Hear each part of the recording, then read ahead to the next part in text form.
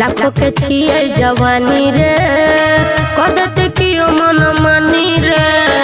कदत कियो मन मानी रे लाखों के छिए जवानी रे कदत कियो मन मानी रे कोनो लागत उपाय हेतै पूर्ण रे बात हमर तू गोरकी एगो सुन गे ढोरी में लगा के घूमै कर खाचून गे हे बात हमर तू गोरकी एगो सुन गे ढोरी में लगा के घूमै कर खाचून गे लगा ले गे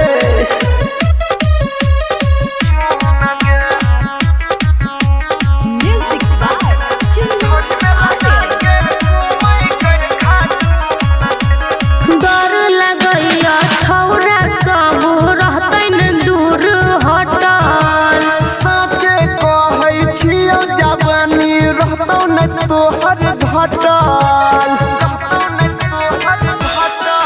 हेरे डर लगैया छौरा सब रहतन दूर हटल सचे कहै छियौ जवानी रहतौ नै तोहर घटल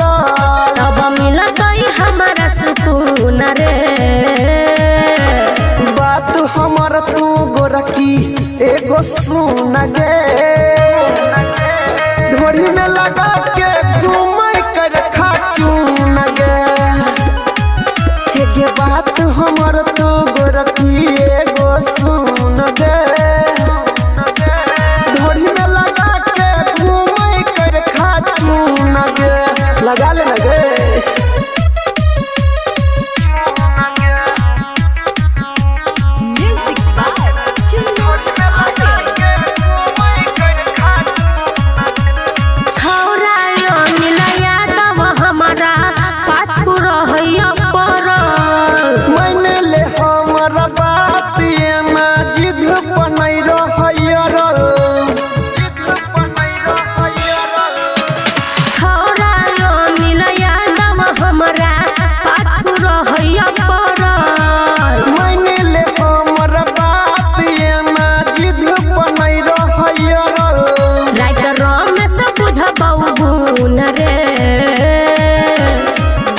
हमर तू गोरकी एगो सुन गे